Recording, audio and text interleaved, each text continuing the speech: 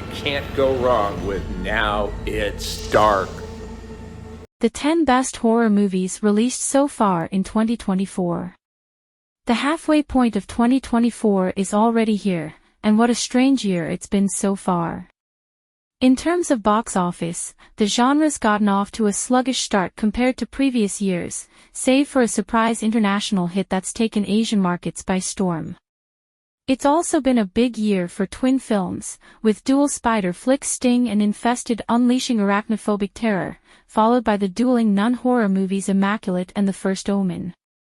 Speaking of the latter, horror prequels, including A Quiet Place, Day One, have offered some of the year's biggest horror surprises so far, along with buzzy indie darlings like Late Night with the Devil and In a Violent Nature. Here are the 10 best horror movies released in the first half of 2024. 1. Abigail. Sammy, those are fucking onions. It's the cast and their memorable characters that set this heist-turned-vampire movie apart, making for one highly entertaining horror comedy with no shortage of comedic one-liners, character gags, and buckets of blood. Abigail just wants you to have a good time seeing its unlucky criminals in over their heads in increasingly deranged and violent ways. With an insane commitment to arterial spray, Abigail winds up another crowd-pleaser from Matt Bettinelli-Olpin and Tyler Gillett.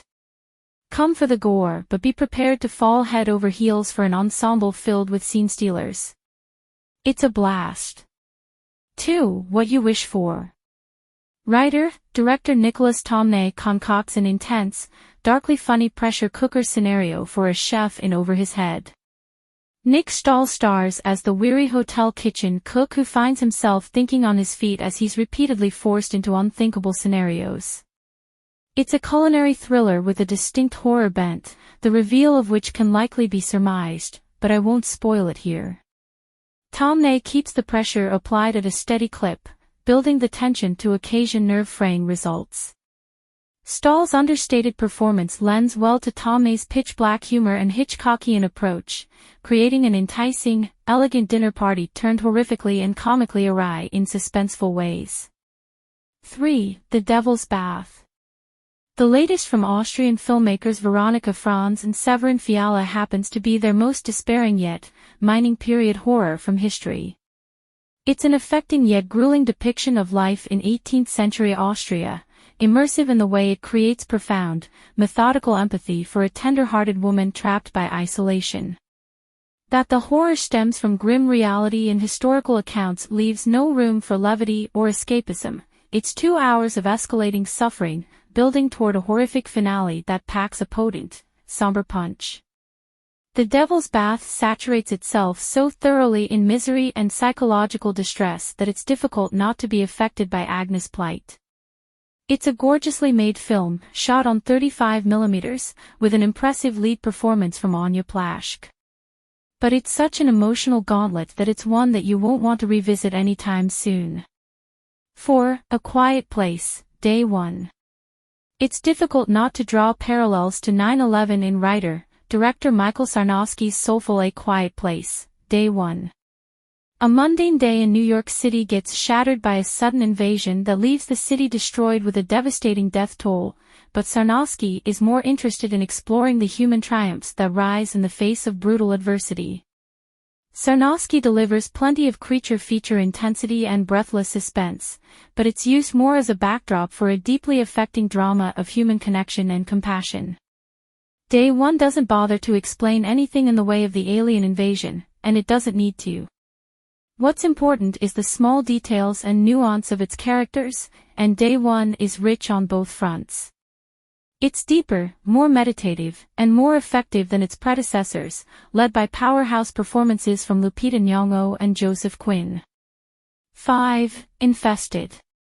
Director Sebastian Vanacek has been set to helm the next Evil Dead movie, and it's easy to see why with his feature debut.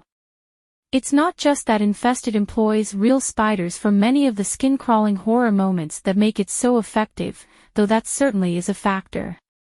Or in the way the spider's venom inflicts a painful, grotesque demise. It's in the constant escalation of the horror and the way Vanacek captures the arachnids on screen. It's also in the lived-in world and its characters, earning easy emotional investment and rooting interest. That authenticity, the high-octane energy, and the constant rise and fall of palpable tension as the spiders skitter about and wreak devastation are enough to leave viewers curling into the fetal position. 6. Stop motion.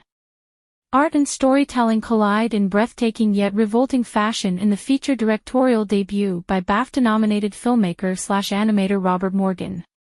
The filmmaker and stop-motion animator finds inventive and creative ways to mine visceral horror through the uncanny, unsettling nature of stop-motion animation and its painstaking process. The film's deft blending of mediums is utterly captivating, including the way the filmmaker imbues his stop-motion creations with a tactile quality. It's not just the animation that stuns while simultaneously inducing revulsion but the unnerving sound design. Open wounds and puppets alike often come with discomforting, squelching sounds and wet noises that ensure an immersive experience. An artist's unraveling isn't new, but Morgan's approach is refreshing, stylish, and oh so squelchy. 7. The Coffee Table. Horror fans looking to test their mettle should take note of director Kay Cosis's grim shocker, one so dark that it should likely come with a trigger warning. A jaw-dropping inciting event transforms the film into a relentless pressure cooker that never eases up for a minute. One that Cosis intercuts with pitch-black humor that only heightens the macabre madness. The filmmaker mines horror from a freak tragedy to a degree that often leaves you torn between laughter and edge-of-your-seat suspense. But more impressive is the way that Cosis fearlessly shatters at least one sacred cinematic taboo for a twisted laugh. It's audacious in plot but even more impressive for the way it shreds your nerves with glee. 8. I Saw the TV Glow. Writer, director Jane Scunbrun delivers a singular vision of art-house horror that entrances with its fevered dream style and insanely cool imagery. Armed with a bigger A24 budget allows the filmmaker to get even more personal while evolving their voice and visual style to an intoxicating degree. It not only creates a specificity for Scunbrun's deeply personal examination but a relatable touchstone of youth, a period where we often form our identities based on our pop culture obsessions and cling to them like lifeboats in tempestuous waters. I Saw the TV Glow offers a layered and authentic portrait of identity and dysphoria, wrapped in 90s nostalgia and surreal imagery that embeds itself deep into your psyche. More than just an assured piece of art-house horror surrealism, it's a stunning and bittersweet reminder that you're not alone, fictional friends or otherwise. 9. Exhuma. Writer, director Jae-hyun Jang, Svaha, The Sixth Finger, The Priests, combines introspective cultural and historical themes with creepy, gory, and atmospheric horror thrills in an exciting way, making it easy to see why it's become a runaway box office hit in Asia. Anchored by 4 Ghostbusters, of sorts, with charismatic actors behind them, Exhuma uses a cursed grave to unleash supernatural terror and a potent folkloric examination of the dark history between Japan and Korea. The narrative structure highlights the stark contrast between cultures, modern society, and ancient customs without sacrificing the genre's fun or scares in the process. Jae-hyun Jang balances grim, sometimes bloody folkloric terror with levity and heart.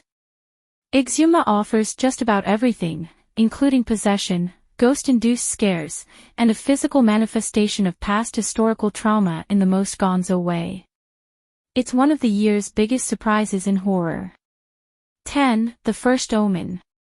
Director Arkasha Stevenson doesn't just helm a prequel worthy of Richard Donner's 1976 horror classic but establishes herself as a bold new voice in horror with this stunning feature debut.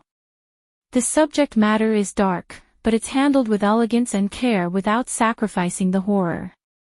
It's helped by chill-inducing imagery and smart horror influences, including Jacob's Ladder and Possession.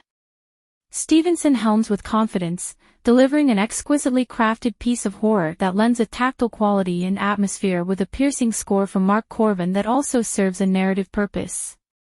The film's strongest asset, of course, is star Nell Tiger-Free, who fully commits to every stage of her character's evolution, turning in a breathless physical performance that stuns on more than one occasion. Which of these was your favorite? Thanks for watching this video. Please consider hitting the like button and subscribing.